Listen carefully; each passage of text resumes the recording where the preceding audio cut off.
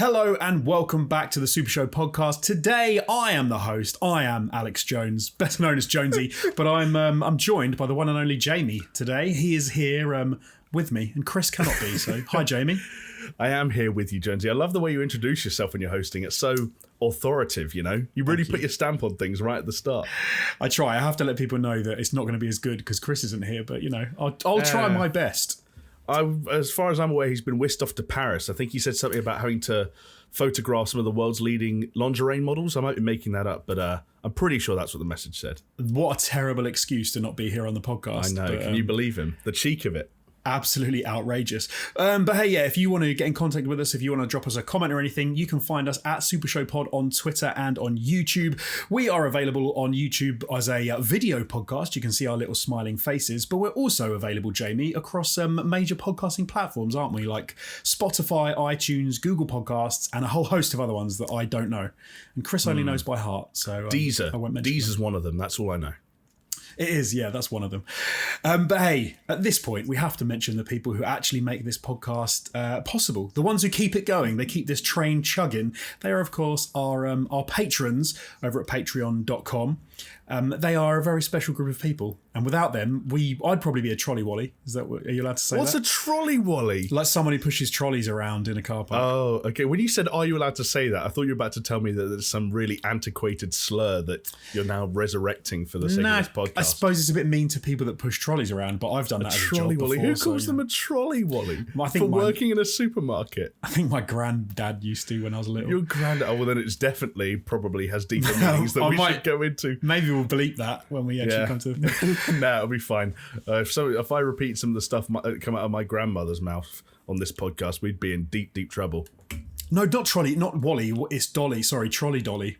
Trolley dolly. Right. Okay. Trolley dolly doesn't sound too bad, I guess. I think that was a time when he'd seen some like attractive ladies pushing trolleys, and he was like, trolley dollies. Yeah. I don't know. If people are listening to this or watching this and there wasn't a bleep when Jonesy said what he said, then it clearly means we're sticking with our guns. We hope it's not racially insensitive, and you're going to have to let us know in the comments down below whether or not Jonesy's been cancelled. Yeah, please don't cancel me. But hey, let me mention some of our Patreons because they are awesome. Aaron Cameron, Athletic Gravy, Brett Zerbrigg, Freddie K Official, Hacksaw Book Read, Javela Cujo, Leo Murga, Lonnie Thompson, Manuel Guerrero, Martin Skihan, Mindful Pig, Nathan Pears, Starfall Kid, William Sherry, you absolute legends, and of course the big dogs. It's Peaswad and the Dude Abides. We really are incredibly grateful to all of you and all of our other patrons for keeping us being able to get together and produce content for this. And we're currently trying to make some more content, and we do some behind the scenes stuff as well, don't we, Jamie, that people won't even know about unless there are patrons. Indeed, we do. We have special little one-off podcasts. We have a little series called After Dark, which is kind of a slightly more, I don't know, humorous, less gaming-y take on the product that we create week in, week out for you guys anyway. But that's all there for you if you feel the need to pledge and support us. But whether you do or whether you don't, it's all appreciated. It can get weird, can't it? Be warned. It can get weird. Like the last one wasn't so weird. If anything, it ended up being more of a life advice podcast than anything else. That's but true. Certainly, once we start hypothetically talking about whether or not the Pied Piper of Hamelin was in fact a pedo who was just trying to lure away kids to do unpleasant things, then that's when we get into risky territory. It's gonna be strange. Yeah, you guys are the people that allow us to venture into that risky territory by making it unlisted on YouTube and not having to run ads on it or anything weird like that. So thank you, each and every one of you. I don't know about you, Jonesy, but every time I look at the Patreon nowadays, I'm like, how did it get this far? What did we do to deserve this? I feel exactly the same way, and it makes me smile every time. And I just hope that long may it continue. So Agreed. There you go. Agreed. But at this point, we have to have a comment of the week, and we have to pick something. And I've picked this week.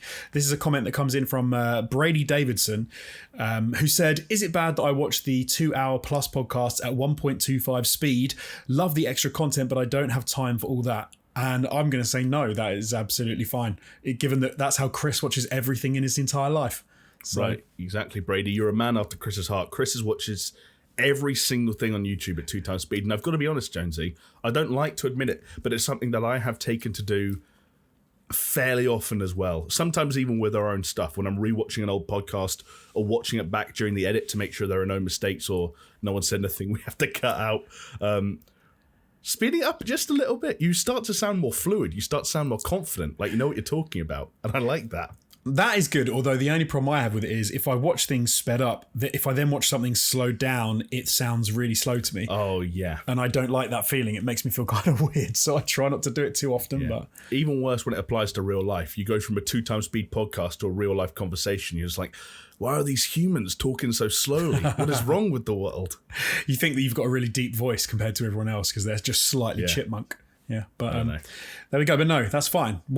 Do what you need to do. You do you is what I say to fit it in. We do ramble on for over 2 hours sometimes, so sometimes you need that. Anyone that doesn't like the 2 hour podcast, they can very easily be a 1 hour podcast. Just heading over to YouTube and click that 2x speed button, baby.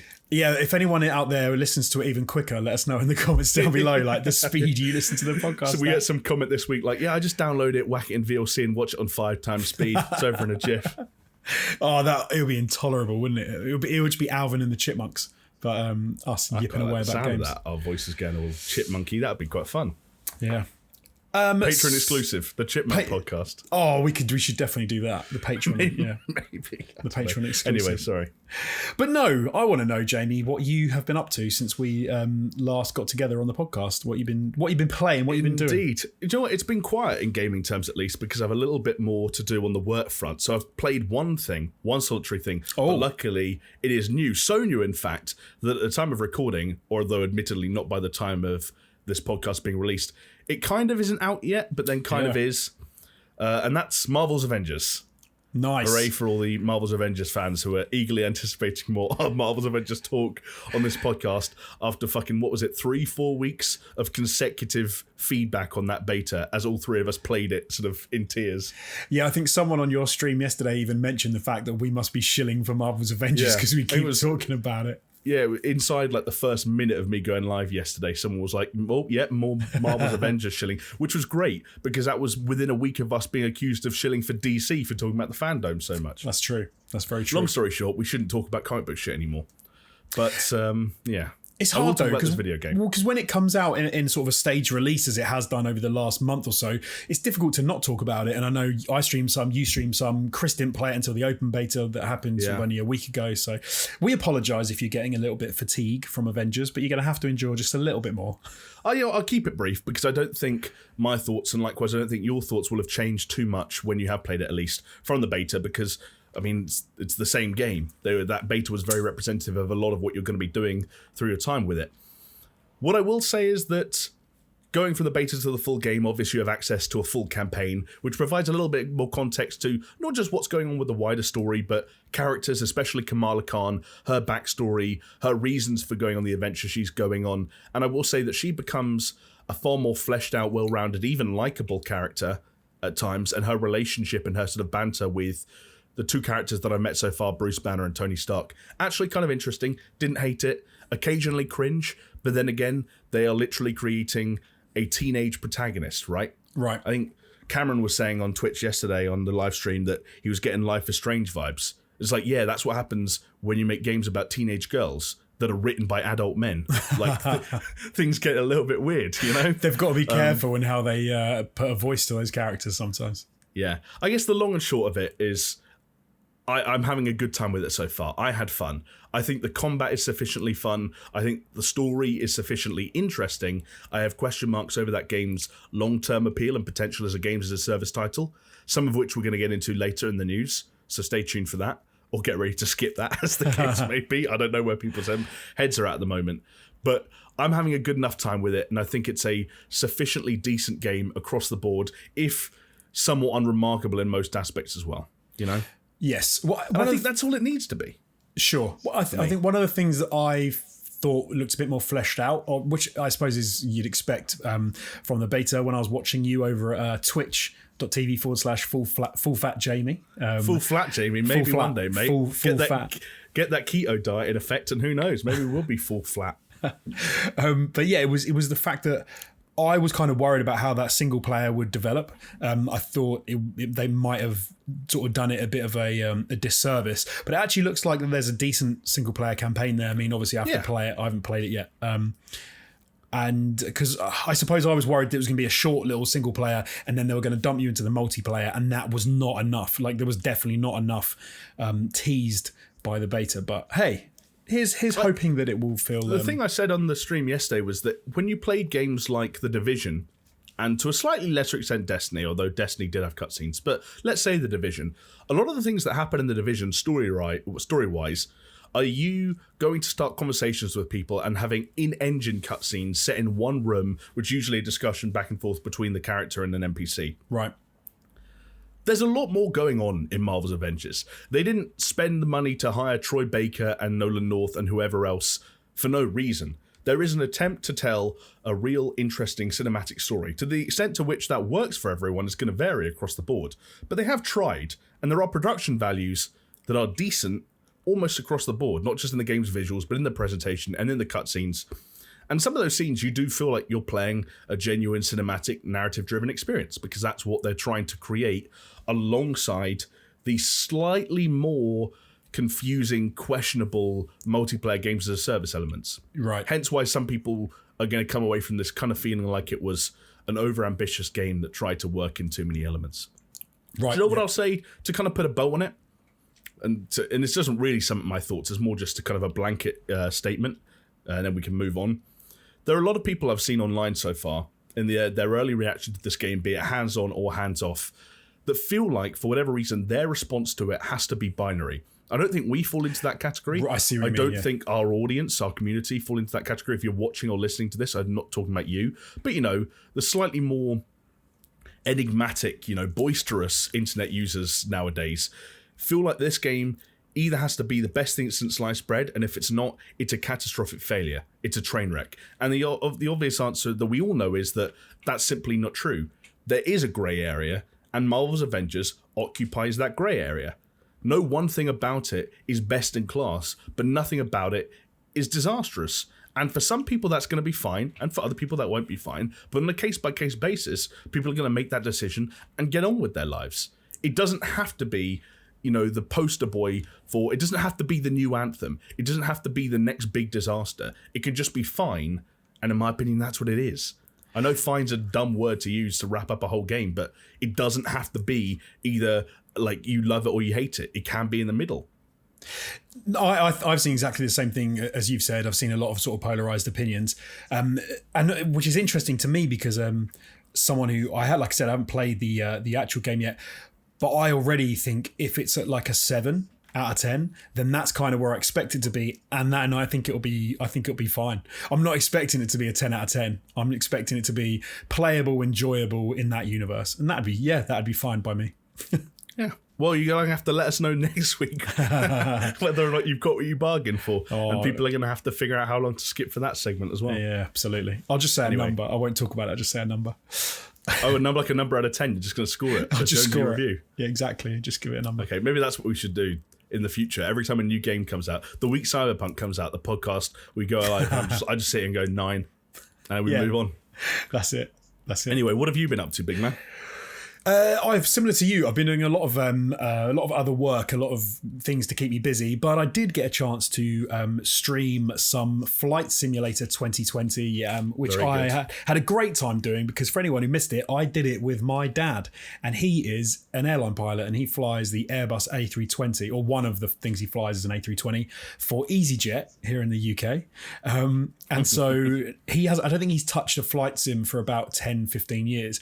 So I invited him over to do a stream, and with no controls prompting anything, we sort of sat down and we flew from Luton to Gatwick. And it was a bit like, prove that you're a pilot. So he said, do this. And he told me about how to do everything. We set all the game settings to realistic and hard mode.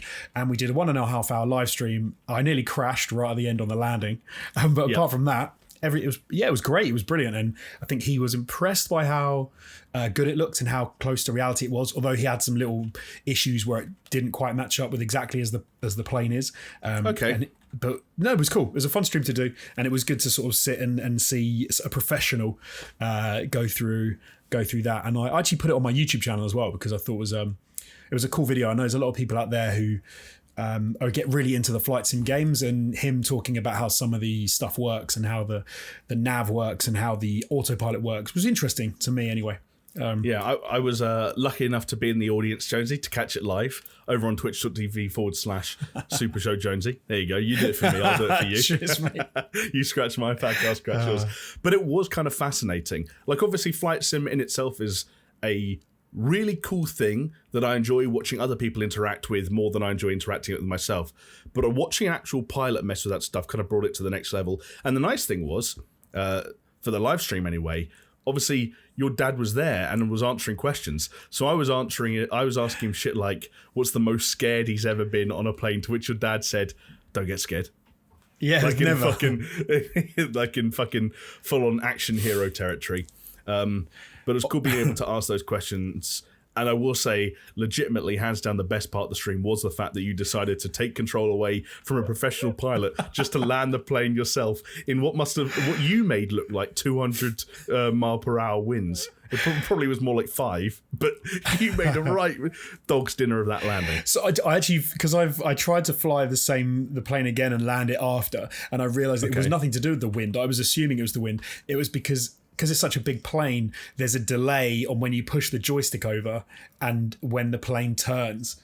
And so I'd pushed the plane over, it started to turn, and then I obviously had overturned or oversteered. Because it wasn't going fast enough when you first started. Exactly. And then I tried to correct it by quickly going back the other way, and then I completely destroyed it.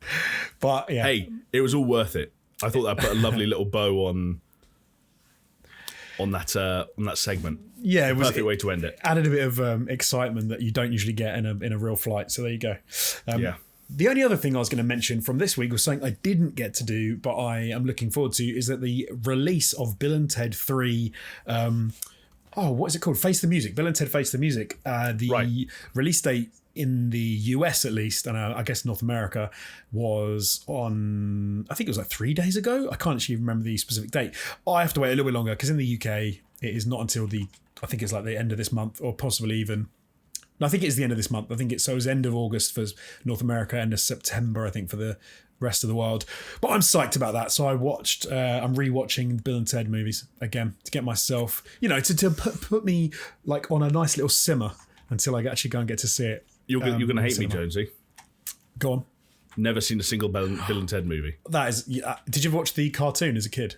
No, never seen a single ounce of it. I think watching the trailer for the new one was the first exposure I've had to any kind of Bill and Ted content whatsoever, and I was a little bit taken aback by its style, I guess. It was. I know that's the charm of it, but. Well, see, I think I'm with you in that the trailer for the new one seems kind of odd. Like, I wasn't expecting the sort of humour that was in it, because it's much more of a right. I think the originals are much more of a you can laugh at them, but they're not wholly comedic. They're not constantly dropping jokes and things like a traditional sort of comedy. They're more.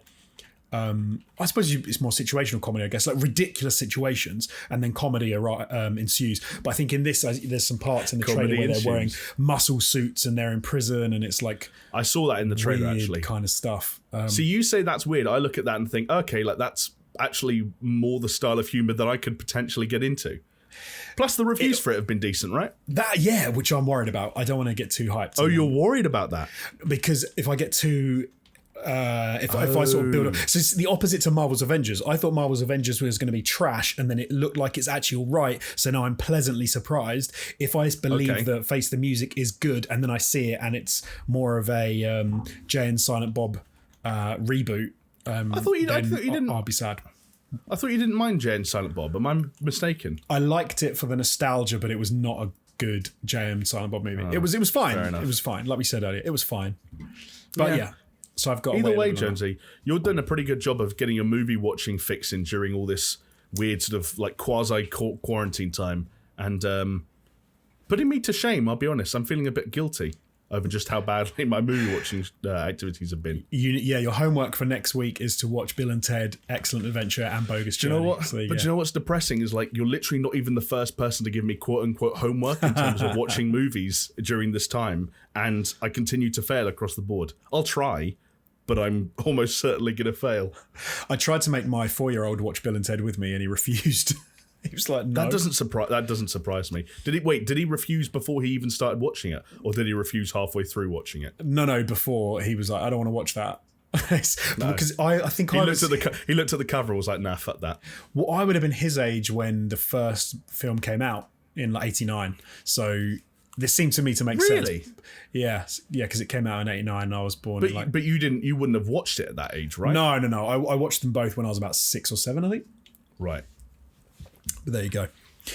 Anyway, shall we crack on to the news? Yeah, let's do some news. Let's we've rattled through what we've been up to, and we're quite lucky in this respect, Jamie, because literally 15 minutes before we went live, some news dropped. A peek behind the curtain. We were literally going through every source we could to try and find news stories because we were so worried about how little news there was that we could actually sink our teeth into. And then something happened, didn't it, Jonesy? It did indeed. The Mario 35th anniversary direct went up on YouTube, and we quickly went through the news, watched that, read up the press release, and then you lovingly explained to me about 4 times what they'd actually said because I kept getting confused. We were getting our wires crossed because, Jonesy, you were watching, I believe, the Nintendo Direct and you were flicking through it on YouTube. I was going through the press release and reading stuff out.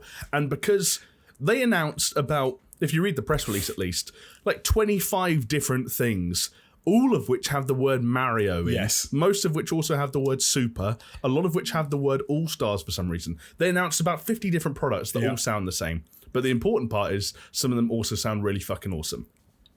Yeah, indeed. Do you want to go through some of these then? Because you will probably not make a dog's dinner of it like I will.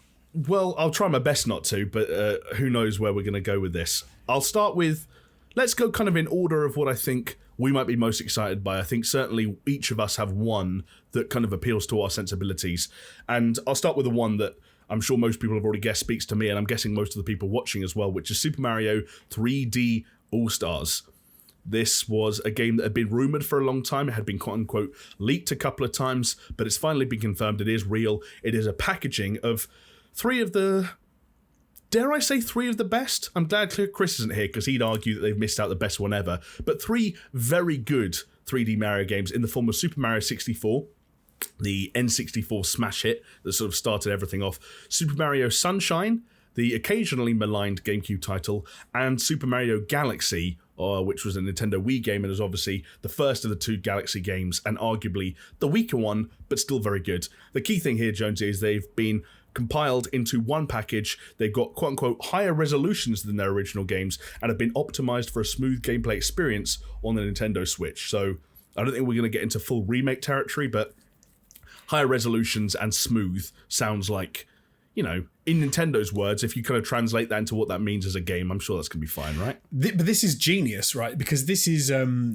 They've done this, and we're only at like game number 1, game number 1 of 3, with 3, in it. But I want stuff on my Switch. I haven't played my Switch in probably a couple of months now since Animal Crossing.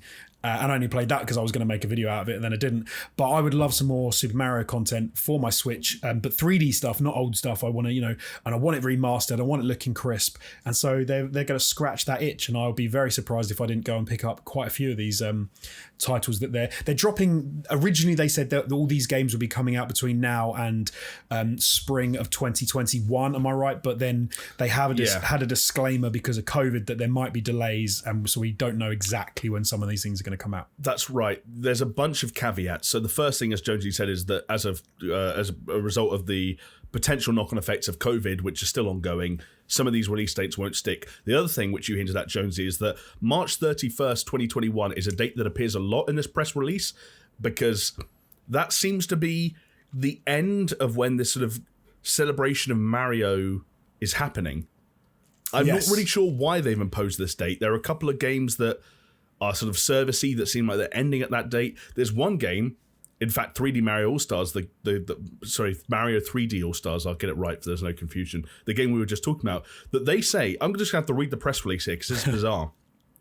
A limited production of Super Mario 3D All-Stars launches exclusively for the Nintendo Switch family of systems on September 18th, so that's just a few weeks away, which is great news, and will be available until approximately March 31st, 2021. So they are creating, unless we're misinterpreting a press release, some weird temporary exclusivity around some of this stuff with regards to the dates it's going to be available. And I don't know why. Why would they do that, though? I think the only reason I can think of is something you mentioned, I think just before this, is that in order to sort of drive some kind of not fake, but some sort of limited time desirability. And if you don't get it, you'll miss out on it. And so maybe that is what they go for. But it does seem odd. It does. If you've done it, then why not? The example I kind of half quoted to you beforehand that I remember because I worked at Blockbuster at the time is there was something very strange in Harry Potter, and I know there are a few Potter fans amongst our community, and hopefully they can help us out in the comments, but there was something very strange that happened when they first brought all those movies together into one box set and brought it out on Blu-ray. There was something where they were only going to sell it for a temporary amount of time, at which point it would be returned to the vault or something like that. And I can't remember how that played out. I've got to imagine now that if I went on Amazon trying to buy all the Harry Potter movies on Blu-ray, I'd be able to. And I've got to imagine that remains the case for this game. Like, games don't just stop being made after 6 months. Usually, especially not if they're selling. I don't get it. I don't get it. It almost it's a feels video game. Like, is there going to be digital versions of this? How do you make that scarce? What I suppose the scarcity is in if you don't get it in this time frame, then you might miss out. Like I said, but I don't want to mention the name. Excuse me. My throat's going a bit crazy. In some weird way, it feels a little bit like the marketing that some. And this is not. I'm not suggesting it is like this, but there are some companies that do this slightly slimy marketing where they effectively say, "This thing is on sale. Get it like while you can get it because it's not going to be on sale forever." But when that sale ends, it goes back on sale immediately. And so you always get money off, but it's like a weird kind of marketing ploy, which I hope Nintendo wouldn't do. I mean, I don't think they need to do it at this point. Dude, yeah, exactly. You don't need to put 3 games of that caliber in one package and then say, you've only got until March to buy it. Like, that's craziness. I hope there's going to be some asterisk there that explains what's really going on. But I suppose until we know more about that, all we can really do is focus on the fact that it's really fucking cool they're bringing those 3 games together and putting them on the Switch. And like you said, I'm in the exact same position with my Switch as a console, is gathering dust at the moment. I need these games, man. And they're coming soon. Like, that's wicked. I love a little surprise announcement like that. So that was Super Mario 3D All-Stars. So what else are we looking forward to? I thought the thing we could bring up next is something that's a little bit different, but as soon as I saw this, Jonesy, all I could think about was you. And I don't mean that in kind of a sexy, kind of imagining you naked kind of way. Although I do that sometimes, no offense. I would be naked playing this game probably because I wouldn't be bothered to put any clothes on. Probably. You're too excited. You got up in the morning, you're like, I'm not getting dressed, I'm going straight to see the parcels at the front door. We're talking about a little product called Mario Kart Live Home Circuit, which, again, I'll just use Nintendo's words here so we don't accidentally say the wrong thing. Apparently, it brings the fun of the Mario Kart series into the real world by using Nintendo Switch system to race against opponents using a physical kart. Essentially, this is an RC kart, a real-life physical RC kart that has some kind of proprietary software on the Nintendo Switch side that comes with it in the form of a Mario Kart game that uses augmented reality, presumably through cameras that are placed on the karts themselves, to create a track in your living room. It sounds kind of fascinating. I guess the idea is that what you would see is if I walked into your front room, Jonesy, and you and the boys were playing with this, what I would see is 3 children, let's be honest, I'm including you in that, sitting around on sofas looking at their Nintendo Switches while RC cars, real RC cars, drove around the living room floor. But on your screens, what you would see is essentially a Mario Kart like heads-up display that took a live feed of your living room and used AR to kind of like create corners and turns and road signs and added boosts and lots of other power-ups you'd expect to see from a Mario Kart game. Does that sound like what we're talking about here? It sounds exactly like it, and it sounds friggin' awesome. Having looked at sort of what they're putting forward and what you've described. So yeah, I mean, it sounds to me like something I have imagined playing, right? Because anyone out there who likes the idea of say something like Scalextrics, or the kind of you can still buy, but it's kind of old tech now, and you don't really want to be setting all that up in your living room. I bought something which was a relatively short-lived product called Anki Overdrive, which is similar to what I suppose Mario Kart's trying to do, and it had these cardboard magnetic tracks that you put little cars on that have cameras and they scan a track, but you can implement some gaming mechanics whereby you can shoot the car in front of you and stuff, and you can see the cars racing around in your living room, as you were saying, Jamie, but you use a smartphone or something to control it. And this is like the next stage on from that. This is using AR to put Mario Kart in your living room, but you don't need a track. Your floor becomes the track, which is pretty cool. It also takes something like, which I've always liked the idea of RC cars, but in reality, like when I was a kid, I was never going to be bothered to go and race them places and take them places. And I think this is kind of bringing together a whole bunch of things which sound very cool. It's also obviously a great way to say, hey, you need multiple switch systems in order to run this because you need one per I hadn't thought about that, but that's very true. So it's another way to say, hey, get together with your friends who've already got Switches, and if you're the odd one out who doesn't have one and you like a bit of Mario Kart, maybe pick yourself up a Nintendo Switch so you can play along.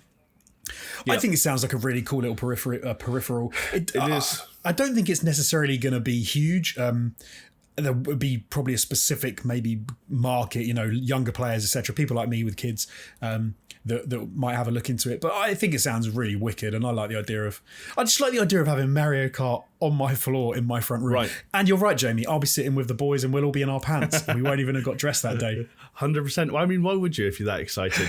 And the more I read about this thing, the more cool stuff they're doing. I guess some of this stuff was maybe a little bit obvious, but you're going to create custom course layouts in your home where, according to Nintendo, the only limit is your imagination. One thing that sounds really neat is the physical cart, the cart that's dashing around your living room floor, responds to things that are happening in game, whether that's boosts or stopping when it's getting hit by an item. So I love the idea that you're on your Switch, throw a red shell at the person in front of you, and the actual physical car stops.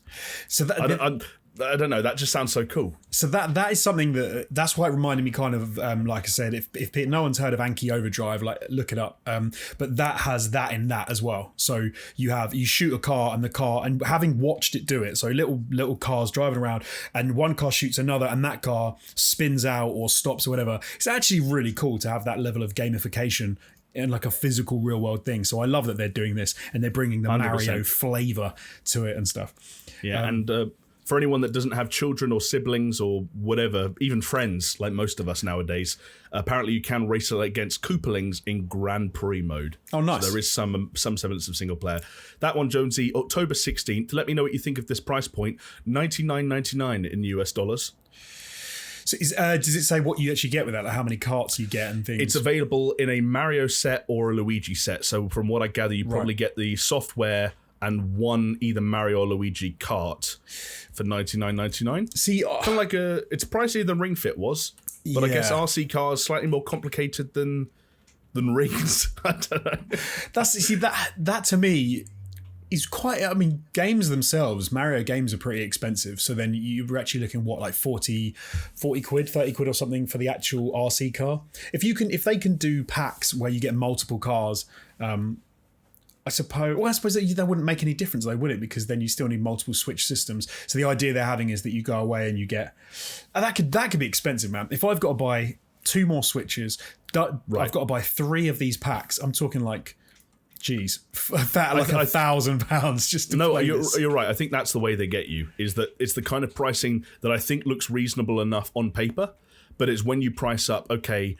Like some people out there with big families might be like, I've got 4 kids who are all going to want this. I've got 1 Switch when they're all going to do it at once. And all of a sudden, anyone imagining sort of that Christmas morning where you've got 5 kids all sitting around playing this game together, you're right, that does become a very expensive little Christmas gift. But who knows? But hey, I mean, that's like initial price, and they'll do something clever with pricing and packs and releases. Plus, your little ones are going to have to learn the importance of sharing at some point if they haven't already. So, what better way to teach them than with this game? Absolutely. Let's rattle through the rest of these because I think, in my opinion, those are the 2 big ones. But the rest of these things are kind of cool. The next thing they talked about was something called Game & Watch Super Mario Bros., which is a new collectible device that obviously harkens back to the original Game & Watch.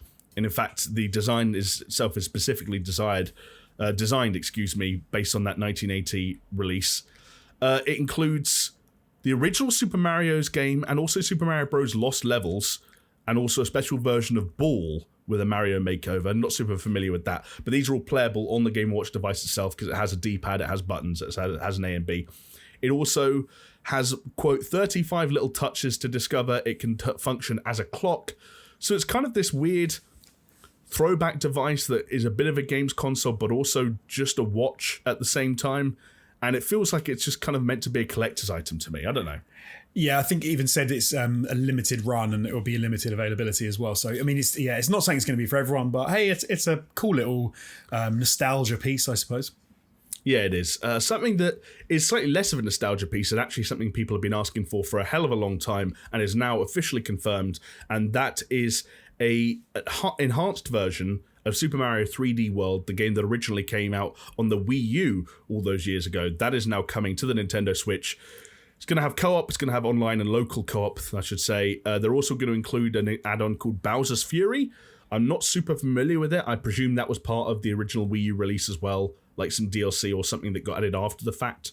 But that game is coming, as again, rumours have suggested. That's in February of next year, coming with a couple of amiibos as well.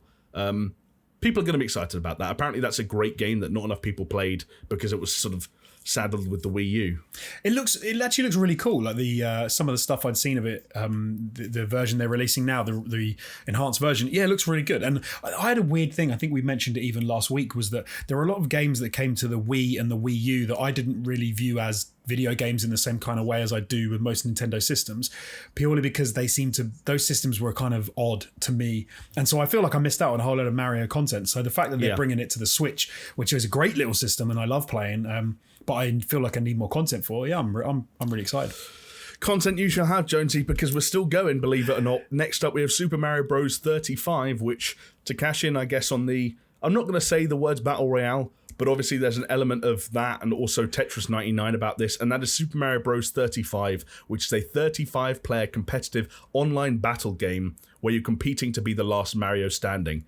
There was actually, I believe, a Flash game that did something very similar to this that kind of got a bit of press, a bit of attention about a year ago. Probably one of those projects that Nintendo shut down. They sent out the lawyers like dogs and got everything wiped off the face of the internet. But that is happening. That is launching on October 1st as a digital-only game exclusive to Nintendo Switch Online members, which for anyone that remembers, that was also how Tetris 99 worked. And that game seemed like it did well. It seemed like it found an audience, so this could be cool. Also coming to Nintendo Switch Online later today at the time of recording, so it'll be out when you're listening to this, is Super Mario All-Stars. Note that it doesn't have the word 3D in the title, which makes it confusing but also clear that this is just a collection of upgraded versions of Super Mario Bros., The Lost Levels, Mario Bros. 2 and Mario Bros. 3 with what they call enhanced 16-bit graphics, which I don't really know what they mean by that. How much cleaner can you get than a pixel? But they're going to try. Nintendo are going to do it. That's Nintendo Switch Online as well. That's today. This isn't an ad. Please don't hate us. We're just telling you the news, or trying to. But that was pretty much it, Jonesy, in terms of actual products. Everything else was like, there's Mario Jenga now, and Chris is going to buy a pair of Puma Mario shoes. He's gonna go the full Mario. Expect his Tash to come back with none of the rest of it. He'll have the little hat. It'll be like it'll be Chris cosplay, Chris Mario cosplay. I fully expect. I fully expect it to. But hey, going from like the old school 16-bit graphics, Jamie, I think we should talk about what is happening in the future of graphics, because Nvidia have announced their 30 series graphics cards, which I know I should be excited about, and I am excited about, but I don't really know what any of it means. So I'm going to just assume it's really cool. And I guess we can talk about some numbers, and hopefully our audience are smarter than I am, and they'll know what a lot of this stuff is going to actually mean. I feel so bad because there were a bunch of guys that were watching the kind of, not quite a press conference, but you know what I mean, the reveal video they did live, and were responding to it in our Discord, and seeing some of the terms those guys were throwing out there. They knew exactly what they were talking about. This is not the kind of announcement that I was hoping we would lose out on Chris for, because he would know more than we would about it. But folks, bear with us, because we'll try our best. Yeah, so obviously, I'm sure everybody by now knows that the 20 cards were the last series, and we're now on to the 30 series cards. They're RTX cards as well, because of the ray tracing that the Nvidia cards have sort of pushed from this in the last generation. So they've unveiled the new 30 series. They've got the 3070, the 3080, and the 3090. They are based around an Ampere architecture. The last architecture they had was the Turing. Any fans of electronics out there will see what they're doing with their naming. Any fans of electronics in the house? You're like a comedian. Yeah, there you go. The DMV. But one of the things they did say, which I found kind of surprising, and I this is one thing I don't understand, and I definitely need to drill down into, is they've said that these cards offer, with the Ampere architecture, offer double the power and double the efficiency from the Turing architecture, which is a hell of a thing. Like those 20 series cards, it didn't feel like they came out very long ago. Jamie, we managed to go and actually watch that live release thanks to Nvidia, and it was wicked. Like we talk about, we're not the most we don't know what all the terms mean exactly, but we're still PC gamers. We still built our own rigs and stuff, and we get very excited about good graphics, and to see how things like ray tracing affects games, and you can have light occlusion and bounces and reflections. I mean, it takes gaming to the next level. So to come out with cards now that are effectively twice as powerful and very, very reasonable when it comes to the price point that we'll get onto is actually incredibly exciting. And I am very grateful, as you said, Jane, before this, that I didn't go and buy a new 2080, which I was consider doing, because I would have felt pretty dumb. You literally just upgraded your CPU and a few other bits and pieces, right? You must have been on those websites hovering over the add to cart button, looking at like a 2080 Super or a Ti or something. Do you know, the 2080 Super, I was looking at that going, oh, it's a bit pricey. Should I do it? And I'm glad I didn't. So let's talk specifically. Let's go with the 3080, because that's the nice sort of middle of the road top end for consumers, I guess. The RTX 3080 is priced in UK is £650, but is twice as fast as an RTX 2080 Ti, which is $1,200. So you're effectively getting, I suppose, for 2/3 of the price, I hope my conversion isn't too off there, you're getting a card which is twice as fast as sort of the top card on the market at the moment, that is incredible to me. And sounds, when you think about all these amazing games that are coming out, Jamie, in the next few months and sort of early next year, is definitely something I'm glad we're seeing. Oh, 100%. And that's the thing. We can't go into the microscopic detail that some people would be able to about these cards and the architecture and the way they're built up, but what we can do quite easily is talk about these cards in layman's terms. And for me, when someone starts talking about it in terms of half the price, twice the power, that's when I'm like, fuck, man, it makes you want to get one. It makes you think you'd be crazy not to, like you'd be wasting money not getting one. I think they're smart to kind of put it in those terms, and smarter still, I don't know how they managed to get this pricing done. I don't know how things become so much better and so much less expensive. I just kind of assumed that everything would be more or less on par with what happened to the 20 series, but certainly this is very enticing. And like you said, not just were they announcing certain games that had lots of sort of RTX capabilities in the show itself, but even immediately afterwards they did the really smart move, which is they released a 30 series specific Cyberpunk 2077 trailer. And for people like you and me, right, exactly. Because at the end of the day, we're about the games, right? Exactly. We're not folding. Well, we do edit. With some of that shit is also important. But nothing gets you more excited about a graphics card. Nothing makes a graphics card easier to sell than saying, look at this game and look at what you can do with this game on it. Now, I'm sure we'll be fine with our current graphics cards, but it does make you think, fucking hell, Cyberpunk and a new graphics card at the same time. Why not? It's like a launch title. Do you know what? It actually gave me a little bit of an issue, because I have pre-ordered the collector's edition of Cyberpunk 2077, which is the first time I've ever pre-ordered a collector's edition, but I did it for PlayStation 4 because I was thinking I can play this game on my PlayStation 5 with the upgrades on my 4K TV. It's going to look great. I'm going to have a whale of a time. But when you see that game running on a 30 series card with with everything turned on, and it looks that incredible, I genuinely was considering not going through with my pre-order and maybe going for a PC version of this game. But hey, we'll have to see. I think I'll just say, so as stats that we can all appreciate. So the 3080 is being touted as a 4K at 60 frames a second, even with ray tracing on for a majority of games. Which, I mean, that is music to a gamer's ears, right? Right. I mean, that's all the buzzwords in one, right? Exactly. While I think we're going to have a lot of YouTube videos, Digital Foundry especially, that explore the capabilities of the Series X and the PlayStation 5 this fall, as those consoles get released, and we see the realities of what their attempts to integrate some kind of ray tracing look like, and whether or not they can hit native 4K. It's going to be interesting to see Nvidia and the PC master race kind of waltz into the room being like, oh yeah, that shit's easy for us now. We've got that in our back pocket. We're at the races. Again, when you frame it as you just did in the case of cross-platform games that you could just as easily pick up on PC as you could on a PlayStation or an Xbox, it becomes a really tricky one. I still love sitting in... There's an armchair over there that you guys can't see, but I love sitting in it. And there's a big TV right there that you guys can't see. I love playing games on it. And I know some smart Steph is going to be in the comments being like, oh, you can plug your HDMI into the TV. I don't want to do that. I like having the separation. I like playing the games on my PlayStation. But if Digital Foundry do a fucking teardown of Cyberpunk 2077 on the PlayStation 4 Pro, which is probably what I have when that game comes out still, and it's like, yeah, this runs at a locked 1080p. This runs at 1080p, and the frame rate is mostly 30, but occasionally dips into the high 20s. Let's say it's comparable to The Witcher 3. Then all of a sudden I sat there and be like, I have a 2080 Super. Am I an idiot? And that's when, again, Steph, the little angel, will pop up on my shoulder and be like, yes, you fucking are. It starts to get really dicey as to whether or not you're going to go console, whether you're going to go PC, how you're going to play these games. Yeah.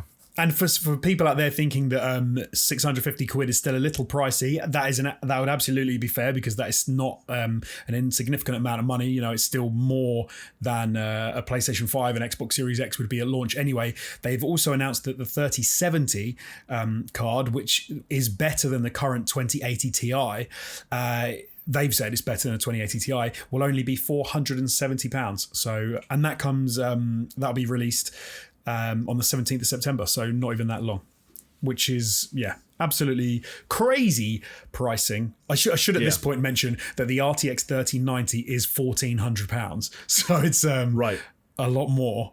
Yeah, I've seen some people on our Discord say, fuck it, they're going to get a 3090. I actually don't know the specifics of how much more powerful a 3090 is than a 3080 to know whether it's worth that significant jump in price. But there are always going to be some people, even at the consumer level, that want to completely future-proof themselves and put all the money in up front and last forever, and I get that. I'm in a tricky situation because I only got my graphics card in February, and I can't regret it, because 7 months is enough time to spend with the graphics card to think, I needed it for the work I've done since then. Yeah. I needed it. But at the same time, it does make you think, this Christmas maybe, 650 quid, 3080, quick job, plug it in, plug it out. I've already spoken to some of the smart dudes in our Discord, and they've confirmed that my CPU and my motherboard and stuff like that are all fine with the 3080, so I wouldn't need to buy anything else. It's tempting, dude. It is tempting, absolutely. It's tempting. Well, it'd be interesting to see where they go with the 20 series cards now, because obviously if they put down the price of all the 20 series cards as well, then they become a lot better prospect. Could be that, for example, the some of the higher tier 20 cards work better for certain, desktop work-based applications as opposed to gaming. But hey, we'll have to go and see what people do as a little breakdowns of those cards when they actually come out, and then maybe we'll touch on it again. Maybe we will. But I'm sure, when we get Chris back as well, we can get a bit of a PC talk. Jonesy, by the way. Yes. I don't mean to sidetrack us. It sounded like you were just about to move on to the next thing. Can I quickly do a quick callback before we push on? Of course. I'm looking at my phone because I don't mean to sound distracted, but there's a bunch of annoying shit going on at the same time in my life, and I'm trying to remain as professional as possible. But I did just notice that Sir Jason Schreier Esquire of Bloomberg. Yep. Bloomberg has also noticed what we were getting confused about, which is Nintendo quoting 3D Mario All-Stars as a limited release. He's confirmed on Twitter, I believe, that he is in the process of trying to find out exactly what that means, but someone in his responses has found a little note that Nintendo have put on the bottom of one of their kind of like product placing things that does relate to the digital version as well. Right. And the note says, please note, Super Mario 3D All-Stars can only be purchased until the 31st of March 2021. Owners can still play its entire content after this date is passed and can also re-download it from the Nintendo eShop if the software has been archived. So that suggests that it will be for sale digitally, which again suggests there's not going to be a huge amount of exclusivity around it in those terms, but that the product might be archived on that date. So they've had to put out a statement saying you will be able to re-download it if you bought it. But I mean, that still suggests that you will not be able to buy it after that point if you haven't already That's crazy. bought it and downloaded. There's no precedent for any game ever doing that, right? I think you nailed it with the Harry Potter analogy. I wouldn't be surprised at all if they'll have this initial run. It's Mario's 35th anniversary. They say, here's all this cool stuff. Get your hands on it while you can. And then there's a 3-month 2-month, 1 month period where you can't get hold of it, and then they go back by popular demand, and then they re-release everything again. Would this be scummy or would this be exciting? Super Mario 3D All Stars comes out mid to end of September. Yeah, quote unquote limited release, but anyone who can gets it. Well, anyone who can want it gets it. There's not a limited amount of copies or anything weird like that. Goes off store shelves and off the eShop on March 31st. Comes back in the summer for sale again, but this time they've added Super Mario Galaxy 2 to it. Yeah, that would be absolute filth. And that's the version that's for sale indefinitely. That would be filth, because if you couldn't buy Super Mario Galaxy 2 as an addition to your existing pack, because then, well, of course, it would do the kind of thing that we talk about, sort of bad business, sort of, I don't know what you call it, bad business practices with gaming companies, when you then say, well, so I've got to buy this game again just so I can get Super Mario Galaxy 2 unless it's a standalone. Like, no, I don't think they'd do that, man. That'd be a very strange thing. I agree. If you got a free add-on outside the box, if it was a patch and they added it in, then I'd say, yeah, that's fine. And maybe do you know what? Maybe you're right. Maybe one of the reasons they've done it is because they're not in a position to release for the 35th anniversary as they wanted to be. And so they're doing an initial run, they're going to fix something, and then they're going to come back. And they wouldn't have been able to be ready until after the anniversary. And then I'd say, hey, that's, needs must, and it's fine. As long as they patched it in and they fixed it for everyone who had bought it already. Yeah. It's 6 months. It's like you've got 6 months to choose to buy this. Yeah, I know. It just seems weird. And I guess Nintendo are the kings of doing cool shit with an asterisk. It just feels like that's such a confusing and odd asterisk. Anyway, let's push on to the next thing we're going to talk about. And it's actually a cheeky little callback to a game we've already discussed, but a specific element of it, Jonesy, that's been making waves in the news this week, and that's Marvel's Avengers, but specifically a conversation that you and I had in this past week, a little disagreement maybe, in fact, that we thought we'd relive for the folks at home. I feel a bet coming regarding... Say that again? You cut out on Discord. I said I feel a bet coming on, and I said, no, I'm only joking. No, we're not doing any more bets. But we're specifically talking about Marvel's Avengers approach to Battle Pass, which I guess, to give people kind of an overview, if you don't mind, Jonesy, the Battle Passes in this game are called Hero Challenge Cards, and they exist on a per-character basis. So imagine a traditional Battle Pass, every single character has their own one. A few other little caveats, a few other points we need to mention before we kind of get into, for want of a better way of putting it, the morality of this decision. They cost 1,000 in-game credits, which is the equivalent of around $10 if you needed to buy the premium currency because you didn't have any. That's again assuming that you're starting from zero. But here's the thing, this is where it starts to get dicey. Completing the card, i.e. working your way through the entirety of the Battle Pass, will also earn you 1,000 credits. So if you complete any Battle Pass that you buy, you theoretically get that currency back. There's also the caveat that all the launch characters, of which there are 6, have their battle passes unlocked from the word go, so you can get 6,000 credits up front if you complete the entirety of their battle passes. Obviously, completing the battle passes themselves earns you gear, resources, cosmetics, and credits. And the last thing we'll note as a kind of important differentiating factor from a battle pass in Avengers to, say, a battle pass in Apex or Warzone or anything else is that these aren't seasonal, these aren't timed, these are indefinite battle passes that you can go back to at any time and complete at any time. So in theory, that currency is always there to be accrued.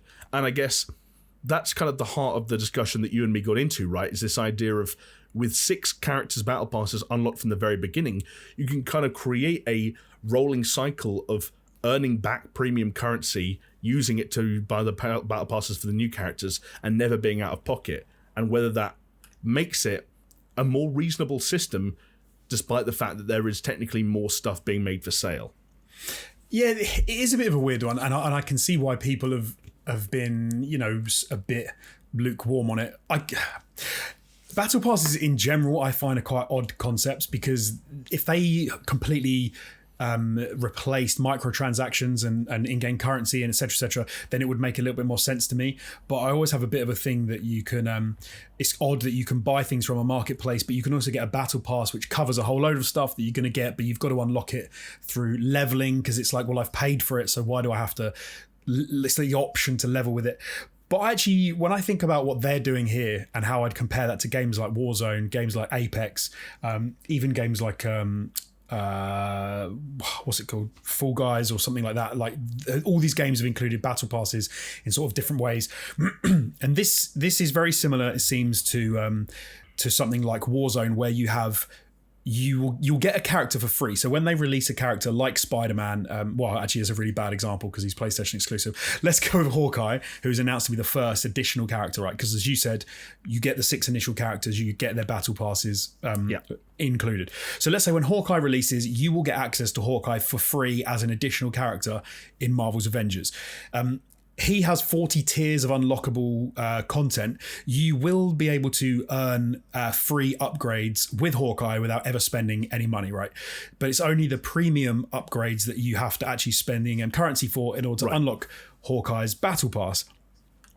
Yeah. I can see why, if you're someone who's going to intend to get to play every character as they're released, which is absolutely something people might do, then this game could end up being very expensive if you want to get all of the skins and the cosmetics, etc. But I can only imagine that the reason they've done it like this is because what they think will happen is, once those 6 characters have been released with the initial launch, and then once they start drip feeding you these other additional characters, they're assuming that people are going to sort of cotton on or to grab on hold of one character that they like from the Marvel Cinematic Universe, buy the battle pass, play that character, and then maybe move on in time when another character they like the sound of comes out. I don't think the intention is for everyone to buy every battle pass.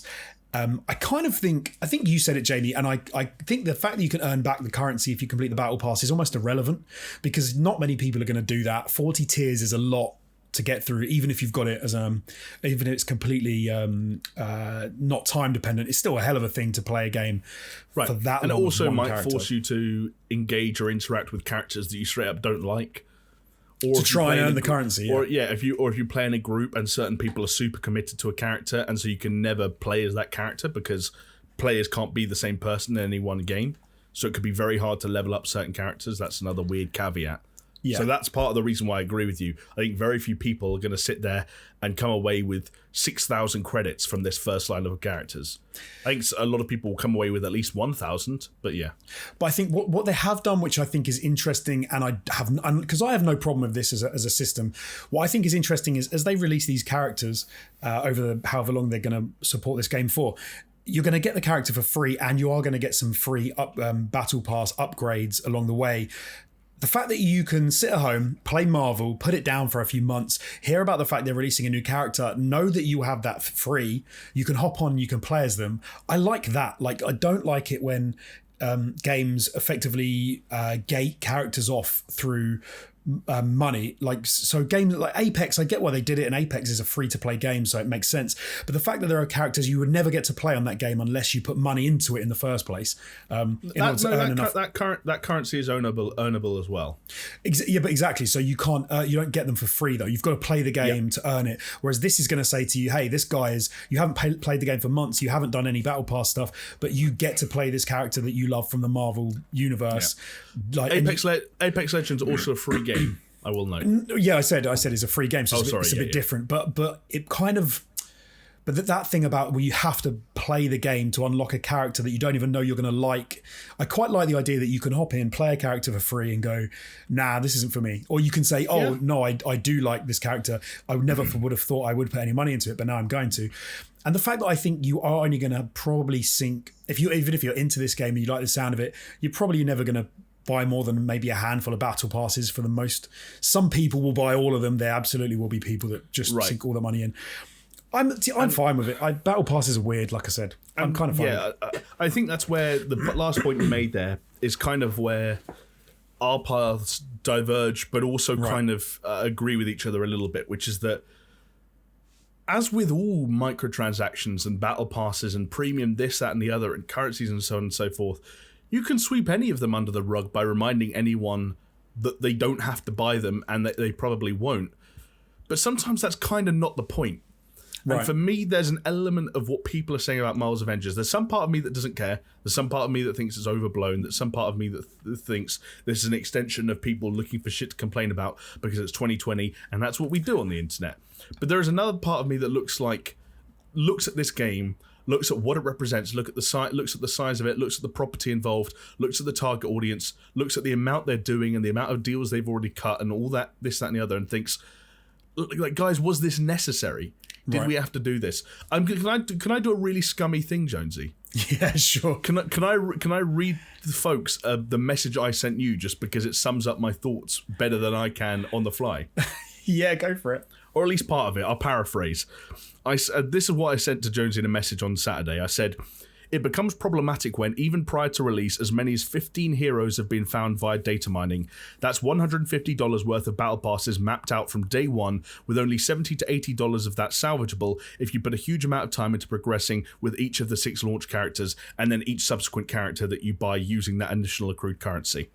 That in turn is assuming you sit in all that premium currency and don't spend any of it in a shop that is constantly rotating in new skins in a game that can, even digitally, cost as much as $74.99 in pounds, even more in dollars, has already signed deals with Virgin, Verizon, 5Gum and PlayStation themselves for exclusive content, is part of the biggest media family that often targets kids, has a tie-in comic series, 2 tie-in books, its own set of Funko Pops on the way, amongst many others. And when you get into that territory, and I know that's kind of, we're getting removed from the game part of things here, and when I say those comic books and those books and the Funko Pops, I don't mean Avengers, I mean this fucking video game.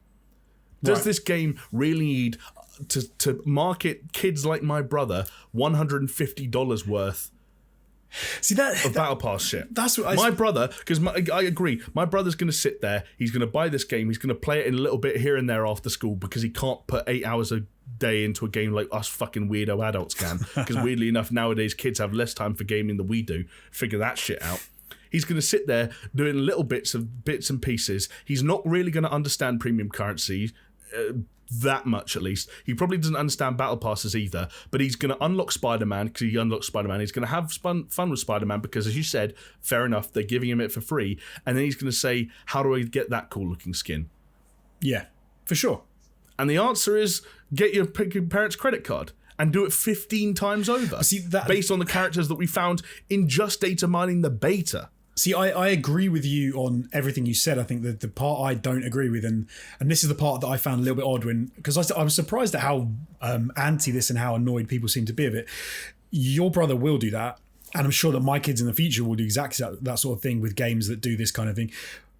But I don't think there's any intent for people to spend 150 quid to get all those battle passes. I genuinely think the intent is, Spider-Man comes out, everyone wants Spider-Man. Everyone wants Spider-Man who's playing on the PlayStation. Everyone sinks 10 quid in. They might have already put 10 quid into one previous character. I don't think every time a character comes out, a kid goes, now I want to be this character, now I want this battle pass, because they're going to be unlocking stuff anyway. They slowly, I mean, we played a bit on the beta, and the rate at which you unlock stuff in that battle pass is friggin' slow as well, like as battle passes often do. But when it comes down to, like, there's no barrier to playing the characters, there's no barrier to a lot of it, there's no like pay to play with any of this. It is purely cosmetics. Yep. So I don't know, I think it's a little bit, like I said, I think you get into flaky territory when you use the terminology you just did, where you don't think on their part that there's any intent.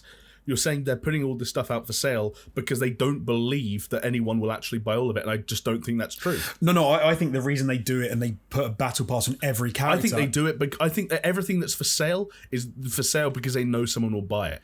Yes, different people. So I think, for example, they might say that they have a base of, let's say they manage to sell 1 million copies of this game. Of that base, they might sell 10% of the battle passes are bought for Spider-Man, 10% are bought for Hawkeye, 10% are bought for Miss Marvel, or Captain Marvel. I don't think they're thinking 90% of the install base are going to spend 150 quid. I think they're thinking we want to get some money back from this group. We want to get some money back from this group. But again, why are we talking in loose, like, kind of okay, blasé terms about quote unquote getting money back? Because it's at the end of the day, right? When we're talking about Square Enix, we're talking about Square Enix's $60 Avengers game. Because we're talking about a full price AAA game based on the most recognizable, worldwide renowned media property in the entire planet. Why are we talking about them getting money back? Because the way that I think... Why are we being all pro-business all of a sudden? I think in order to think of... It's fucking Disney. It's Disney. But when you think of games as a service, you think about the whole point is, right, that they are constantly serving that game. They're constantly making improvements. They're constantly releasing new content. They have a team who is constantly working on that. So if they then say, well, look, this is a viable product if we sell it at a $60 price point, which is not, we know that that's not what games should be priced at these days. One of the things that fair enough. One of the things that people often don't understand about video games is, someone brought this up in a video I was watching the other day about a completely unrelated market, and they used video games as an example because video games are not the price they should be. They're underpriced, and the reason they're underpriced is because they make a lot of money in other ways, like microtransactions, selling skins, etc. It's the only reason you can get a 30-hour game for $60, right? That shouldn't be the case. So what they do nowadays is they try and get money in different ways. And when I say get money back, what I mean is their expected expenditure on releasing one unit of that game for $60 and then making all that additional content for that game, they probably need to make back like $70, $80 on average per unit to make the game profitable, like a success. So in order for them to make their money back, they can't just sell the game for $60. They're not going to make enough money. No, can I offer an earth-shattering alternate outlook? Sure. If you're selling a product for $60, but you need to recoup $70, $80 per consumer to make profit on that product, well, on average, you spent too much money making the product. But I would say that's not true if the revenue streams that they've got Jonesy, work. If you came to me and said, but you'll see, I think you'll. If you came to me and said, "I've got a product that costs $10, but actually I need to make $20 to $30 per head to make my money back," my odds to you would be, you spent too much money. But I see. I think you're still saying it's a $10 product. I'm saying it's worse. It's a $60 product. But it's not going to sell. It's actually $100. From what they're saying is it's a $100 product that they can make $100 on it, but they make $60 through base install. I don't like that. But it's true. It's the truth. It's the truth of the situation. If you can't make $100 product, sell it for $60, and then put it.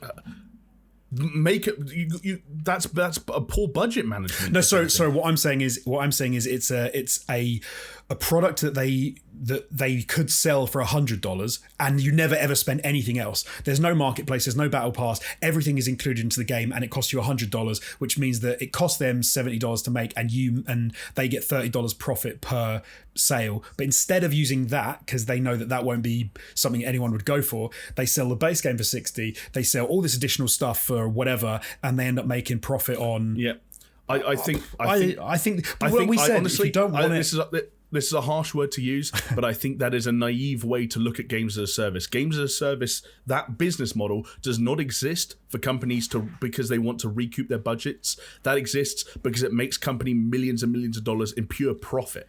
But there's a line, right? There's a line between breaking even.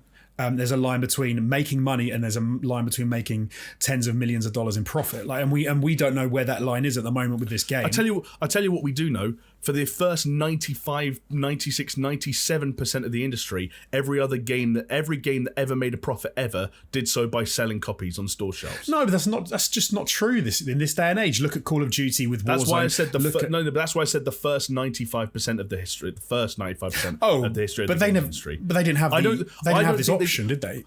The option for like DLC used to be used to have to go out and buy a physical disc or something to expand an ability of a game. No, that was never a thing. DLC has been downloadable for over a decade now. No, I'm talking before that. I'm talking before, like when I started playing games, you couldn't download anything. You had to go and physically buy add-ons, and they went to you can now buy it as a DLC. Then they moved on. I don't know. I feel like I get why you want to defend the Avengers, but we've now gone into this weird territory where I don't even want to defend the Avengers. I just want to say, like, people think this is different. They seem to be suggesting this is different from Warzone. I think it is a little bit Apex. Different. I think it is a little bit different. So, okay, why is Apex free?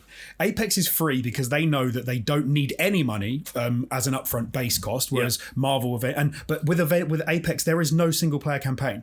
So it's similar, like we've talked about Star Citizen. I won't bring that up now, but the way like their pricing model. But Apex effectively has nothing in regards to multiplayer content, story stuff. It has no campaign. It has none of that element which you could argue that games that do have that have an initial higher cost. They have a map and they have game mechanics, and beyond that everything else is brought to bear by the players. They then sell battle passes and you get the cosmetics and stuff, and that is their entire model. This is doing something different. This is more Destiny, but then Destiny makes a whole lot of money off of microtransactions, etc. And I can see why people hate microtransactions, because I don't like them. But when you have a game which you can play and never touch them, but you make it an optional extra, I then start to say, okay, this is a company or this is a game which is saying, we want to keep making money, but we know that we won't be able to sell it if we raise the price. Therefore, we'll sell it to these people for what it is, and then we'll sell it to these people who want to put more money into it. And I don't necessarily like it, but at the same time, I'm not going to say that businesses shouldn't have novel ways of trying to make money. Then here's a question for you. I mean, this might be a little bit facetious. I apologise if it is, but I'll ask it anyway. How come the last time someone made a game about a character that is actually identical to one of the characters that's going to be in this game, it was, prior to the paid DLC, a $60 product with no microtransactions, no battle pass, no games as a service element, that USA Today estimated made $198 million in its first 3 days on sale as a flat $60 product, referring to 2018 Spider-Man. Because it's a different... Why is that an acceptable business model for PlayStation in 2018, and yet Square Enix are allowed to create what you've described as a $100 game being sold for $60 that they're allowed to recoup more money for in 2020? What's changed? They got the same license. They had the same amount of time. They probably had similar budgets. I'd say it's a different... Sorry. Well, no, I'd just say it's a different product. It's a different way to sell the game and to make money. I'm looking at 2 third-person action adventure games that feature characters from the base adapted from Marvel's comic books. But not the game as a different product. One of them decided to make a $60 product. The other one decided to make a game filled with 15 battle passes, a premium currency, microtransactions, and a rotating store filled with cosmetics. Because they're different products. Like one is and when I say product, I don't mean the game. I don't mean they're different games. I mean one is a product where they've made a start to finish engaging, awesome single player campaign where you go in and you play like that. One is a game where I imagine, I haven't played it so I don't know, but I imagine is a less than top end single player campaign tied to a multiplayer world, which is supposed to get you to go into that world and play with your friends and everything. The day Insomniac shipped that game, they could, if they wanted to, they could have stopped thinking about that game. There was no reason for them to like do anything beyond that. The product that Square Enix are trying to make is a long-term, multi-year investment from what they're doing, and the reason that they can, I suppose that they think they can do that is because they think they can get a constant revenue stream from Marvel's Avengers. I agree with you. Like why wouldn't they go the route that they went with Spider-Man? I don't know. Like I probably would have preferred it if they did, but I can't then say we had this conversation about Fall Guys. That's a different product. Like, there's no point sort of saying why didn't they make the different product. It's like, because they didn't. Yep, fair enough. Because they went the route that, like, Destiny, Division, all these games that are like long-term multiplayer, cosmetics-based loot and shooter sort of games.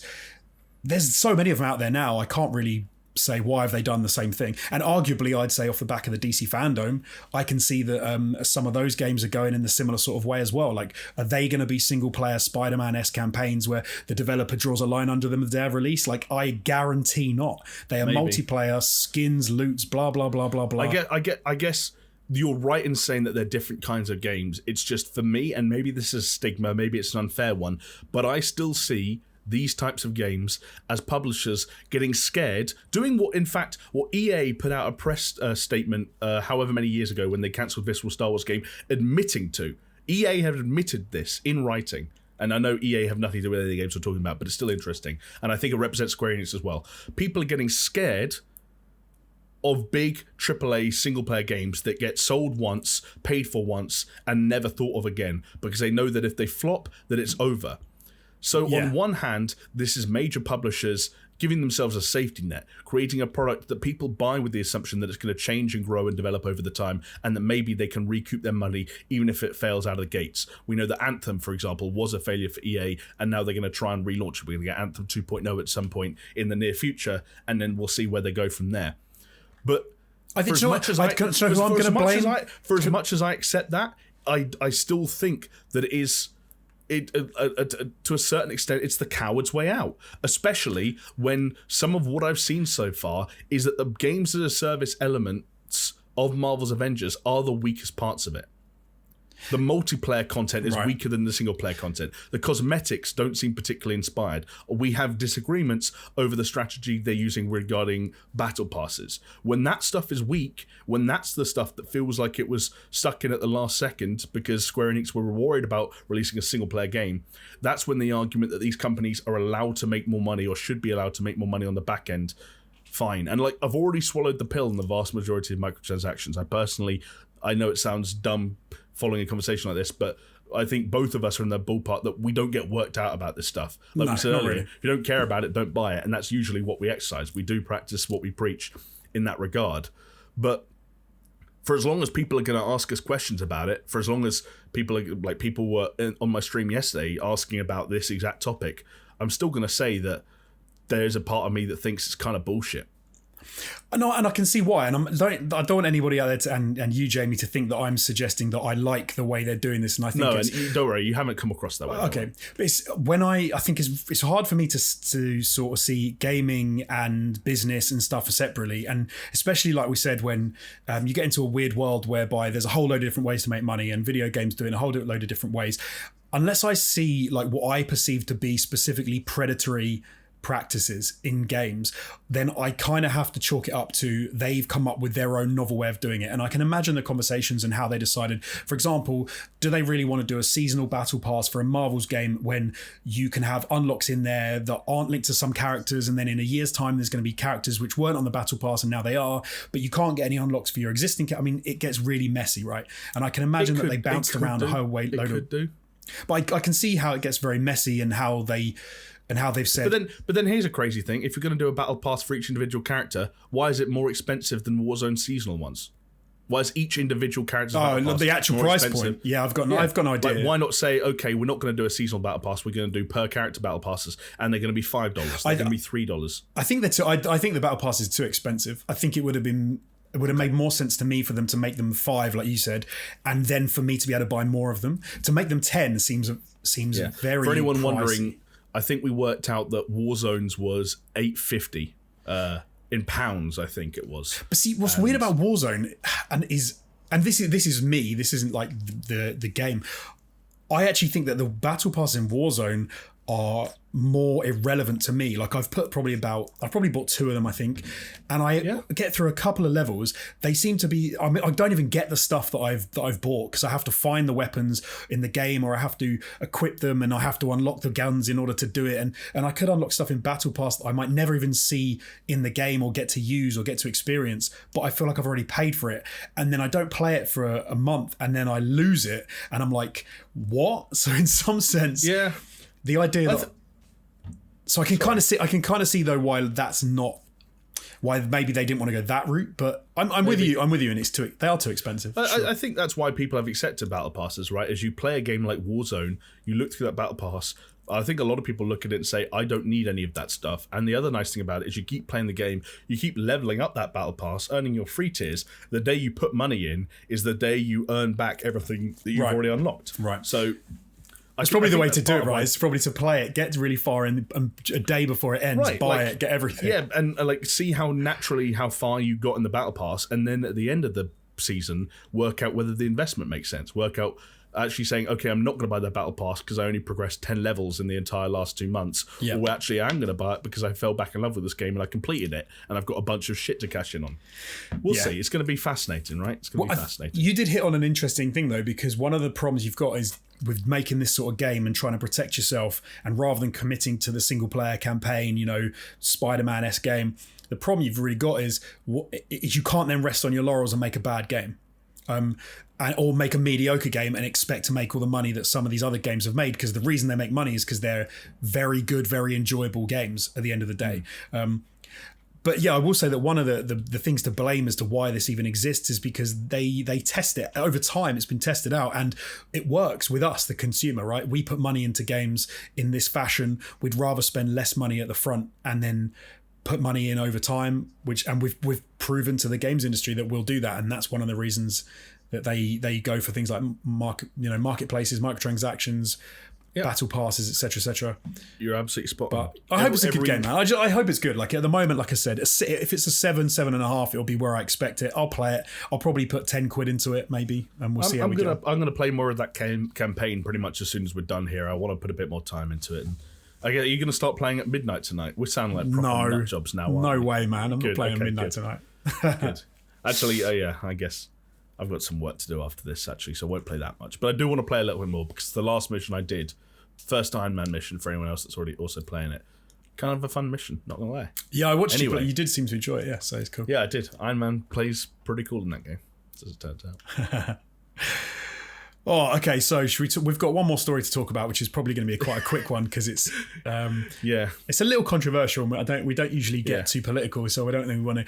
But it's more about us, not us getting political. It's about a company getting political, which is the fact that Ubisoft, in a recent Tom Clancy Elite Squad trailer, decided to include some imagery which was pretty explicitly linked to Black Lives Matter, which was the fist, which is like a black fist with like lines on it, like it's almost like cut out, I suppose. And I want to say that in the trailer, so it was effectively talking about people protesting and riots breaking out and looting happening, and the fact that the protests, it was the squad, or the elite squad, told are kind of being pushed along by this shadowy organization. I suppose the idea is like an Illuminati type group. But then they included the imagery of BLM, and it was a very strange thing for a big company like Ubisoft to do, who kind of always push this narrative of being a very diverse team, and they don't like to be they like to kind of have crazy stuff. Like Watch Dogs is obviously a thing about people and protest and fighting the system and that, but this seems to be quite a strange thing for them to do, specifically at this moment in time anyway. Yes, I mean, because that's the thing, even if they hadn't used any specific imagery or any imagery that reminded anyone of anything else, it is still a good word this carefully. It's a controversial and a slightly confusing time to make a game about an elite squad of fucking super cops. I don't know, like Sam Fisher and the Rainbow Six Siege people and all that stuff. It's criminals as well, isn't it? It's like super cops and criminals together. It's like this elite mercenary group, and then put a trailer that, regardless of any of the imagery used, regardless of trying to refer back to any actual revolt or protest and stuff like that, making a trailer that takes a group of protests, frames them as criminals and people that have to be dealt with, when no matter what stance you take, obviously that's such a hot button topic at the moment in the States with everything that's going on out there. And it's all very confusing as well, because I consume so much of that information online, and you read so many different things and so many different perspectives and so many different places. Sometimes it's hard to know what the fuck's going on. For Ubisoft to just go out there and say, nah, Sam Fisher's going out there and he's killing Black Lives Matter protesters. It's like, whoa, let's slow down there, buddy. One of the conversations that we kind of got into a little bit before we started recording, I think the reason that we decided to kind of keep this in the news roundup and touch on it a little bit is I might be naive in this. You're going to have to let me know if you think I am. But I don't get my tinfoil hat on when this kind of stuff happens. And the example that I gave to Jonesy, and I'll share with you guys listening, is the quote-unquote accidental inclusion of the Highway of Death in Call of Duty Modern Warfare last year, which was, of course, a real-world incident from, I think it was the Gulf War that happened in, that terminology was used again to refer to a fictional incident in Call of Duty Modern Warfare's campaign, and that was very controversial. And that was where they put their hands up and said, oh, we made a mistake, like this was an oversight. And that's kind of what Ubisoft have done, if I'm not mistaken, with this one. Put their hands up and said, yes, regardless of how many people this would have to go through, regardless of how many checks this would have passed, this was an oversight, we're sorry, and that's why we're pulling it. And for as much as, like I said, it would have to go through a lot of pairs of hands to reach us, and it does seem like a glaringly and really stupidly big oversight, I still kind of tend to believe that that's all there is to it, that there was a breakdown somewhere in that process, and this made it into a final product when it never should have. Let me put my tinfoil hat on a little bit then, because yeah, go for it. We need another side of the because I agree with you, and I think with the Highway of Death, I think it was for people that don't know, effectively it was a highway where a whole load of a convoy of cars, I think trying to leave a city, were bombed, blown up because there was supposed to be there was fighting in the area, and I think it was the Americans who ended up blowing up a load of these cars and vehicles that I am not a historian, but apparently there were like civilians involved and stuff, and it was a war, sort of like a bit of a tragedy, obviously, or a bit of a tragedy. It was a tragedy, and then in the game it was flipped, so it was the Russians who did it, and people tried to say this is American propaganda. And I agree with you, actually. In the Highway of Death incident, I think it was almost a mistake. I don't think it was them trying to actually do propaganda. But what was weird about this Ubisoft thing is it seems too close to the mark. It's not using a term like highways exist, and Highway of Death is a term you could maybe come up with. To use the Black Fist imagery, which is everywhere at the moment, I don't think you can accidentally include that. Can I ask a side note? Is it identical or is it similar? I don't think it's identical, but it looked, from what I saw, it looks very similar. Right. Okay. But it's not. I think even because it looks too similar to be done by accident. I don't know if anyone's seen Community, but it's like when Chang says that we should do this bear down for your exams, and it's because, and the only reason he's thinking of bears is because a bear mauled like loads of kids and killed them that morning, and he's like, oh, that's where I got the idea. Unless they're going for like, I've got this idea of this fist, and they just didn't know where they got it from. Yeah, but then if that is where the idea for the fist comes from, unless there was some big disconnect between the art team and the narrative team. Like, don't get an idea for the imagery from a real-life protest, especially when the trailer's going to depict them being killed by an elite squad of fucking drug cartel people from Ghost Recon and people, shit like that. Like, see, then I also think that their wording for their apology, because so they've now pulled it, right? They don't include the imagery anymore, and they've released an apology on Twitter. And let me read you their apology quickly, because I do think it's kind of relevant. They said imagery that appeared in the opening video sequence of Tom Clancy's Elite Squad featuring a raised fist was insensitive and harmful in both its inclusion and how it was portrayed. They then go on to say that they've listened to players and the community, and the raised fist imagery will be removed in the next update. But for me, that doesn't say that they did it by accident and they were just dumb. That says to me that they were trying to touch a nerve, and they thought its inclusion was okay because maybe they thought they were doing more of a broader offering, and they weren't necessarily saying it was bad. But when I watched that trailer, the trailer is almost like says, here are these protesters, like normal protesters. They're being made to do stuff by the shadowy organisation. You then had the fist appear, right, on all these TV screens. So then you're like, oh, they're saying BLM. You then go on to say Sam Fisher and his mates have got to go and kill them, and they need to do it off the radar because it's not legal. It's like, this is not accidental. This is saying, that to me, it was bordering on propaganda. Like bordering, Jeez. I'm not saying they did it on purpose, but I'm saying it was accidental, ridiculous levels of like dumb propaganda. I don't know how else they've done it, right? It is one of those things, but that just as plausible. But no matter what the outcome of here is, the big takeaway is it's really fucking stupid that something this dumb could make its way through that many, I don't know, inner circles at Ubisoft. I don't know how to frame it.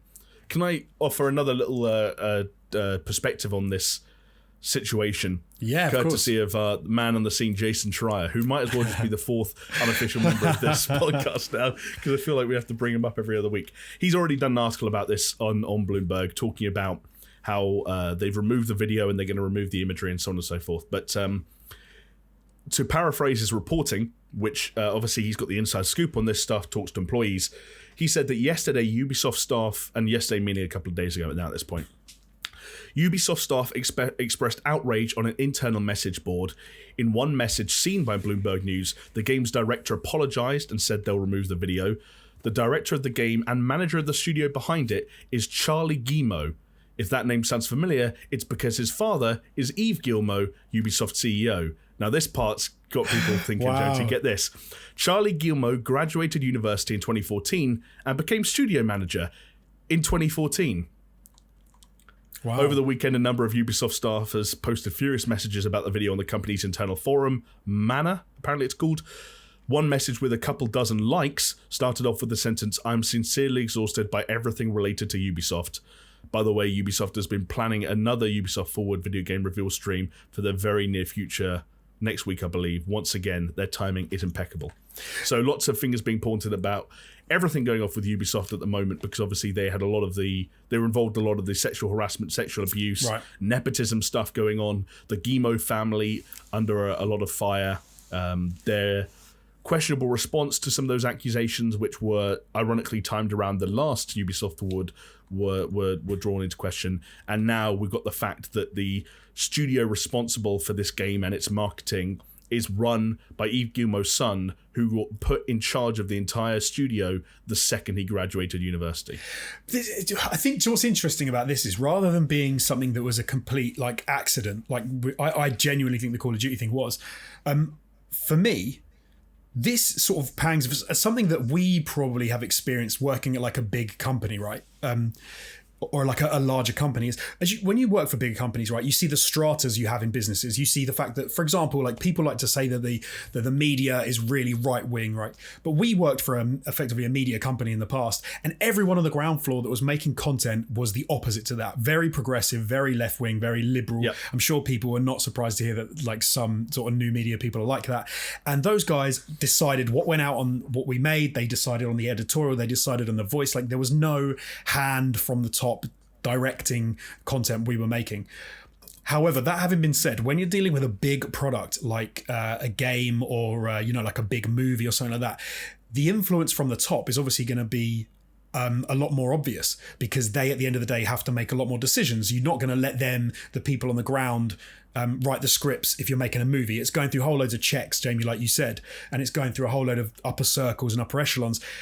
It maybe is a little bit more of an example how different stratas, different even rungs on the ladder in a company are representing, or their politics is represented. Because the higher up you go, the more you might view something as somebody like BLM as, they're inciting protests, or they're doing this, or they're not a positive thing. It's possible. Where on the ground level, you might have more people going, no, they're fighting for rights and they're fighting for this. So it's maybe is more of that is the topper echelon showing that they watch different news sites and read different news stories. It's funny you even mention media companies that we've worked for in the past, Jonesy, because we've worked for companies with a fraction of the number of employees of Ubisoft, and you're absolutely right in saying a lot of the people, at the ground floor, a lot of the people coming into the company just after graduating university or what have you, and a lot of the people putting the bulk of the work into the product itself were quite progressive in their views, and that was represented in a lot of what was made. But you could even make the argument in a lot of those smaller companies, the higher up the chain you went, the more rungs of that ladder you went up, the less progressive it got, the more accusations of nepotism there were, the more accusations and ideas of the boys' club there were. You almost get little manifestations of this, little pockets of this in media companies almost at any size. That's true. So when you draw that up to Ubisoft, there probably are, like, it's very possible that is where this kind of stuff can emerge. And obviously, you hope that the kind of the structure you were talking about weeds the stuff out, because again, you think a lot of the people donating the ideas and the art and the writing to these kind of projects are self-aware, more self-aware at least, and more aware of what's going on in the world than those people nearer the top. And that's kind of what roots out issues like this and stops them from happening. But this seems to be a consistent problem for not just Ubisoft, but it seems every now and then. Like there's a game called Spiritfarer that arrived on Game Pass in this past week. Got really good reviews. Seemed like this really kind of quaint, side-scrolling game with elements of kind of like Minecraft and interesting stories and stuff like that. They've had to issue an apology today for not having the right stance on ableism or something like that. Right. Everyone's, and I know that there's different degrees of that, like the writing not being very inclusive about like ableism or whatever the word is. I'm sorry, I'm not great with the vocab nowadays, and accidentally including, or maybe even intentionally including, BLM imagery, different sort of realms. But it feels like everyone's fucking up somewhere. And sometimes it's because we're becoming more aware and we're policing that stuff. I know it's a rough word to use right now, but you know what I mean? Policing that stuff better than we used to before. And yet other times it's just because it's a little bit more on the nose, as Ubisoft was. It's fascinating, though, either way. It is. It's definitely interesting, yeah. And with that, I think we're probably about out of time, aren't we? We've covered all the news. I mean, we've been going for about an hour and a half by my money. Do you think that's a good time to stop? Because the other thing, here's the thing. There's one more thing I could throw out there, but once I've said it out loud, we're kind of committed to entertaining it in a way that I'm going to have to rely on you. Should I mention it? Yeah, I think do it. Okay. So basically, we were in the process of getting together news stories to talk about this week. And when we first sat down to talk, that Super Mario Direct hadn't even happened. So we were super worried that it was going to be a shit news for a week. And we asked the people in our Discord on the Podcast MA channel if they had any questions for us. And indeed, some people did. Some questions, Jonesy, I'm just not going to entertain. Like Grim Baker just came out, will the PS4 controller work on the PS5? That is not an acceptable question. We're not doing that. We're never doing that again. But some of these questions were kind of good. I would say we'll do them quickfire, but I know some of them are going to be... They're the kind of questions that are really good, and you read them, and you think, well, this needs a good answer. And you sit there for 30 seconds trying to think of your answer, which makes for great podcasting. But should we try it anyway? Yeah, let's do it. I'll try. I can. As everyone knows, I can chat shit that makes no sense. It's fine. I'll tell you what, that's great. I'll ask the question, you chat shit, and that will give me time to think about a real answer, so I'll look like the smart guy. My thought about answer will probably be make as much sense as my chat shit answer anyway, so we'll just go for it. As a commenter said from last week. This one I do actually have something of an answer for, which is this is from Summer Geralt, who said, which game made you guys love gaming? So this is almost an impossible question for me. I can't remember a time ever when I didn't game, if that makes sense. So I can't really put my finger on like a game. There are games which even to this day I fondly look back upon, and I remember having like a big influence on me, and they would be games like Royal Rumble on the SNES, Turtles in Time again on the SNES. I think Batman 89 I think I had on the Amstrad. Then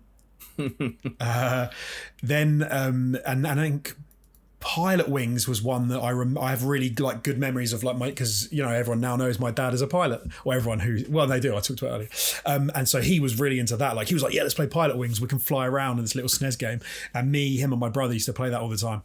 So they're the ones that sort of jump out at me. There were then games that I played that were just really cool, and now everyone knows them because they have stood the test of time and they're really fondly talked about, like Contra Spirits. I forget the name of that game. Say the name of the Super Mario Battle Alien Rebels. There you go. Yeah.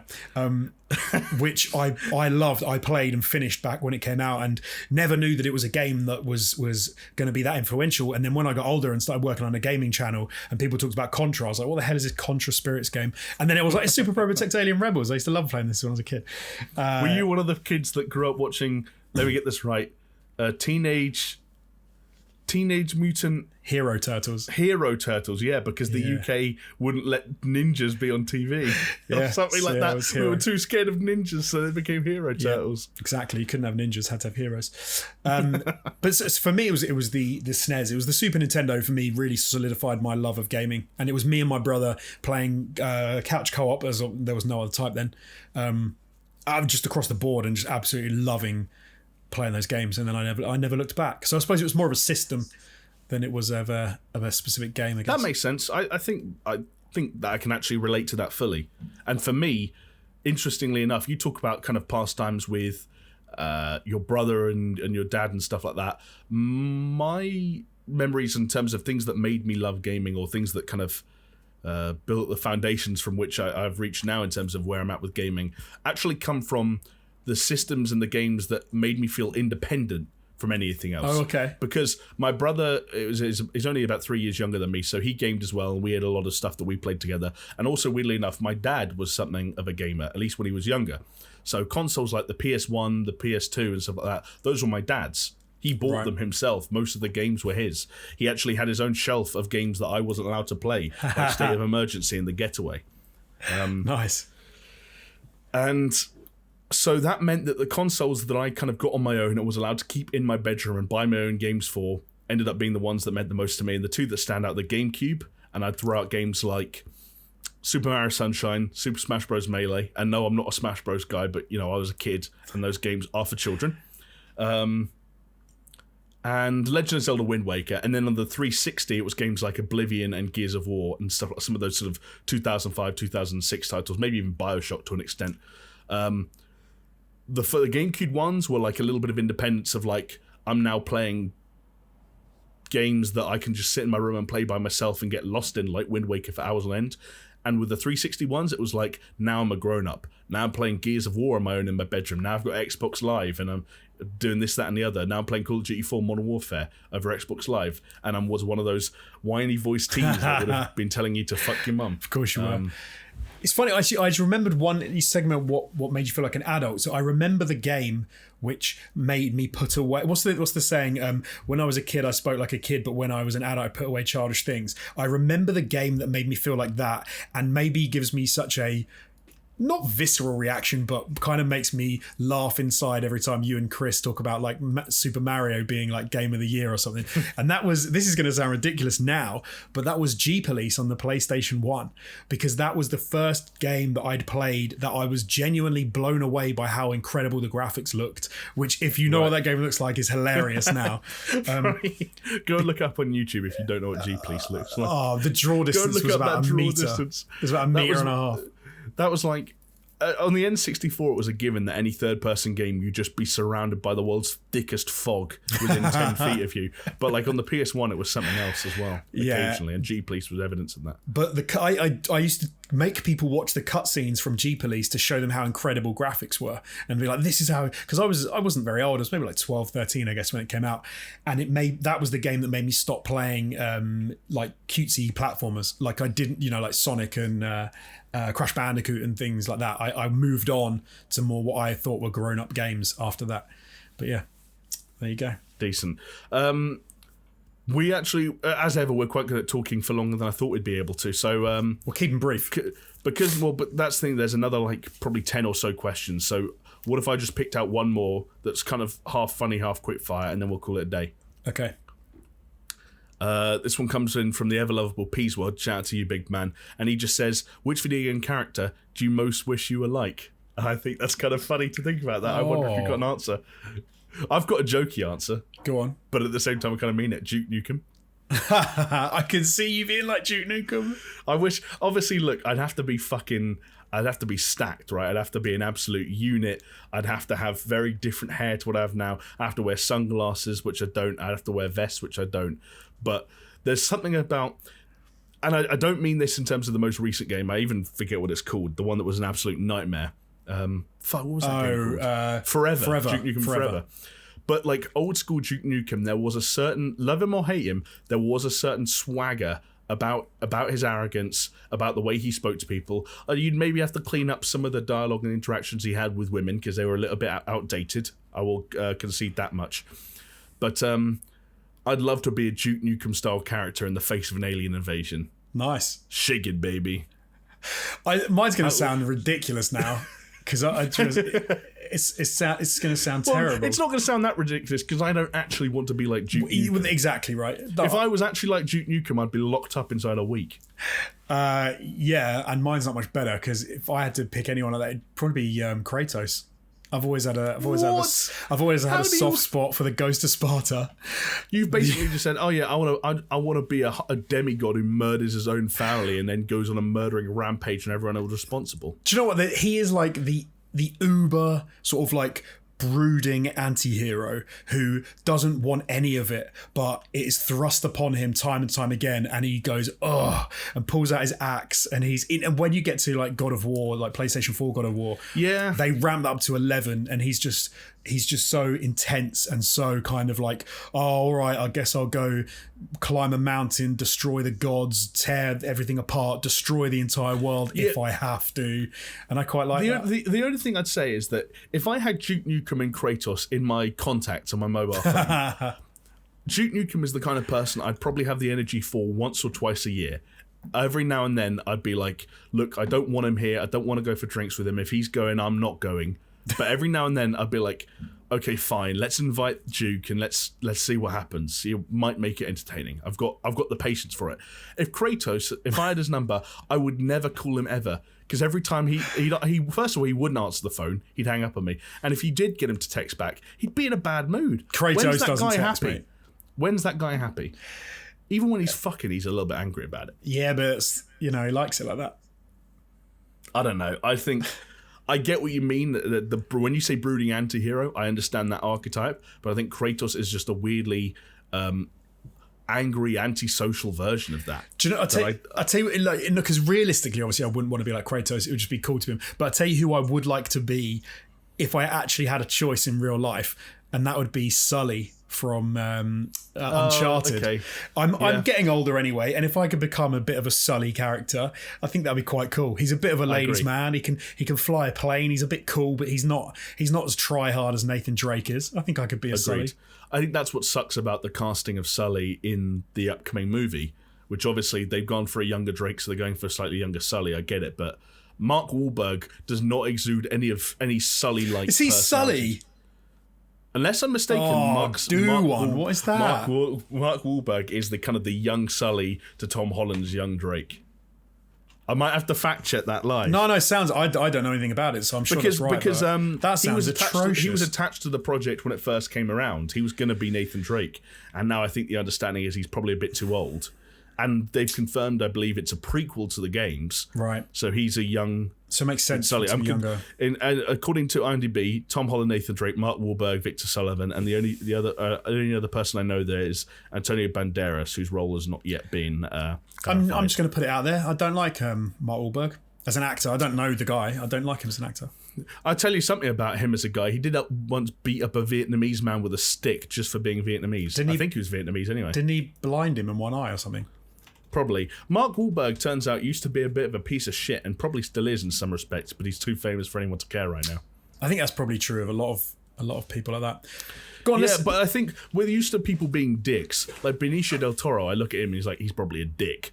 And then there's like, I just beat someone up with a stick because I'm a racist motherfucker. You know? The weird thing about actors, and I think if anyone out there doesn't get this or doesn't realize this, but male actors are actually very short, and the reason is because if you're casting for movies, so I used to shoot red carpets a lot, and one thing you notice quite early on is actors in general are quite short because the feet, like women, are generally shorter, and you don't want to have to try and frame up two people like this, so you get people that are kind of on a similar height, so you get taller women and shorter guys.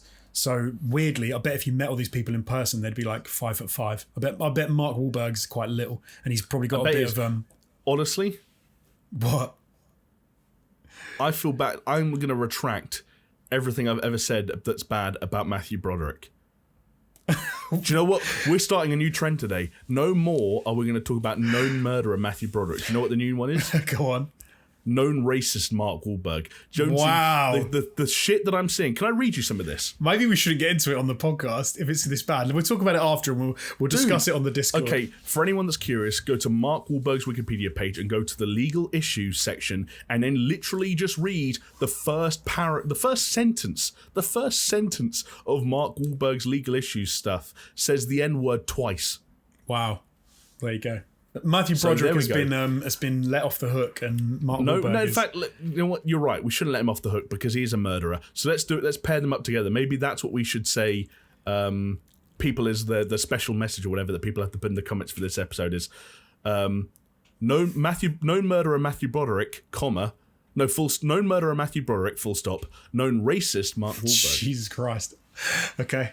We're going to keep very strong. Hey, and you know what? I'm going to make a pledge. We're going to add to the list every month until we get sued. Jesus Christ. I don't want to get sued. We haven't got any money. I do. Jonesy, Christ. Have you never heard the thing, all publicity is good publicity? Yeah, I have. I don't believe it. And I've already got our defence. You know what? I'll represent us in court. I go up with a briefcase full of newspaper shavings and I'll say, we're just paraphrasing Wikipedia. I rest my case, Your Honour. At this point, I should say that the thoughts and the comments of Jamie are his own and do not represent the thoughts of the management. Do you know why? Do you know why I'm comfortably calling a Mark Wahlberg a known racist? I don't want to know because now you're going to tell me what Wikipedia's told you, and then that is slanderous. I was just going to quote Wikipedia because it can't be slander if you quote Wikipedia. Wikipedia is just made up by people. It doesn't even necessarily true. There's a source from this, and it's called. It's from the article Back in the Day: Marky Mark's Rap Sheet, the original Smoking Gun, page 2, and it's archived. I don't know if that means it's a worthwhile source. I'm reading it. The Smoking Gun, Back in the Day, Marky Mark's Rap Sheet. Wow. And it's wow. It's. I mean, some of these things are literal police reports. Oh, I tell you what. He was charged with attempted murder. He pled guilty to felony assault. He was sentenced to 2 years in jail. He blinded someone. That's what I'd heard before he blinded someone. Well, I bet. I'll tell you what. Should we cut this off here and we'll make it? Civil actions were filed against him. Well, I think we should do a whole After Dark special about celebrities and what they got up to that you didn't know about. I think it might be quite a fun one to do. He had to apply for a pardon in 2014. What for? For his previous convictions. No, but why did he need a pardon? It doesn't say why. He just applied for one. Oh, maybe he couldn't, because sometimes you get issues where they can't travel and stuff, right? I know that the UK hasn't let certain people into the country because they've got criminal records, which is kind of weird. But then, maybe they get a pardon. He was apparently hoping to get his criminal record erased, stating in his application to the Massachusetts Board of Pardons that he has dedicated himself to becoming a better person. This has gone so weird. Known racist Mark Wahlberg. Well, hey, look, if you've stayed with us this long in the podcast, then let us know in the comments down below. And if you want, use Jamie's little suggestion there to let us know that you got this far. That we went full Wahlberg by the end. We went full Wahlberg. # stream good vibrations. But thank you very much for joining us. You can get us on Twitter or on YouTube at SuperShow Pod, and you can reach out, or you can find us on podcasting platforms as well. We also have a Discord, and you can get on there for as little as $2, I believe. I can never remember how much it is. We do additional content on our Patreon as well. If $5 and up gets you some additional content, there's some extra podcasts and a spoiler cast, which was most enjoyable, about Last of Us Part 2 on there. So there's some cool stuff to check out. But thank you very much for joining me this week, Jamie. Hopefully next week we'll have the three of us back again in the hot seats. And with that, all it's left to do is to say goodbye. So goodbye. See you next time.